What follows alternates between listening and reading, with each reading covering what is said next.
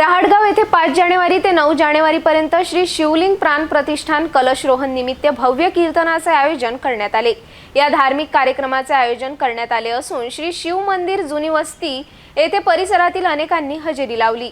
यात डॉक्टर जलाल महाराज सय्यदसह श्री ज्ञानेश्वर माऊली महाराज शिंदे यांच्या मधुर वाणीतून प्रवचनमाला पठण कार्यक्रमाला सुरुवात झाली आहे।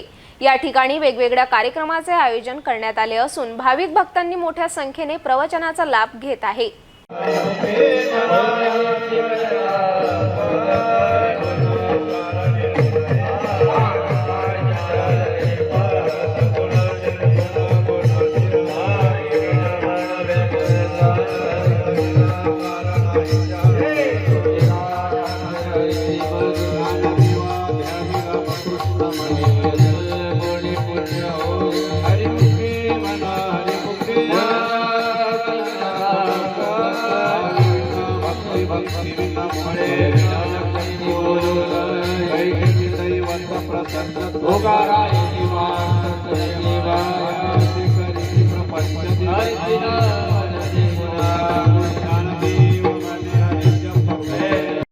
मुलासाठी आई देव असते, बरोबर आहे,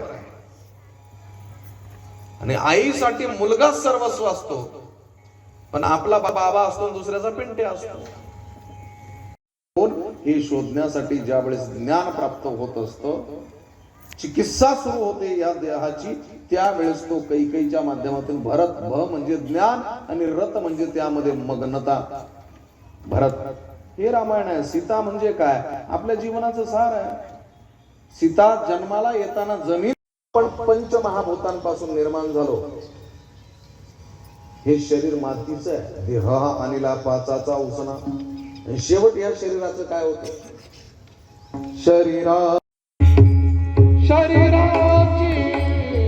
होय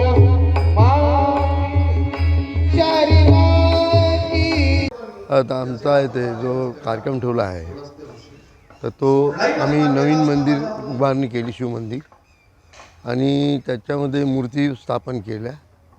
तर त्याच्यानिमित्त प्रित्यर्थ 9 दिवसाचा कार्यक्रम घेतला, आणि तो कार्यक्रम असा म्हणजे पहिले जो कलश असतो त्याची मिरवणूक आणि मूर्त्या ज्या आणल्या त्यांची मिरवणूक संपूर्ण गावातून काढली। त्याच्यामध्ये स्त्री पुरुष असंख्य संख्येनं उपस्थित होते, आणि त्याच्या प्रत्येक स्त्रीच्या अंगावर परिधान केलेली पिवळी साडी आणि कलश हा डोक्यावर घेतलेला होता, आणि समोर भजनी दिंडी होती।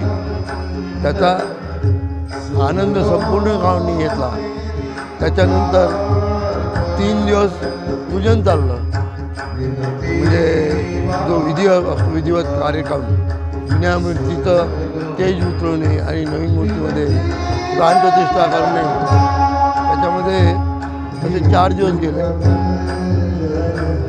आणि नंतर 5 दिवसाचा प्रवचन आणि कीर्तन हा कार्यक्रम झाला। तो त्याची सांगता त्या कार्यक्रमाची विविध महाराज आहे, त्याची पत्रिका तुम्हाला टाकता येईल त्याच्यावरती। आणि प्रवचन हे दुपारी 3 ते 5 दरम्यान आहे, आणि कीर्तन हे 8 ते 10 या कार्यक्रमामध्ये आहे। आणि शेवटची कार्यक्रमाची सांगता ही काल्याच्या कीर्तनानं होईल, आणि महाप्रसाद वाटण्यात येईल। काल्याच्या कीर्तनाला म्हणजे महाराष्ट्रात गाजलेले चैतन्य महाराज देगलूरकर हे येणार आहेत, आणि त्यांची उपस्थिती सर्वांना मिळणार आहे। तरी तुम्ही आवाहन करू शकता की सर्व भाविकांनी या कार्यक्रमाचा लाभ घ्यावा आणि आनंद मिळवावा, अशी माझी विनंती आहे।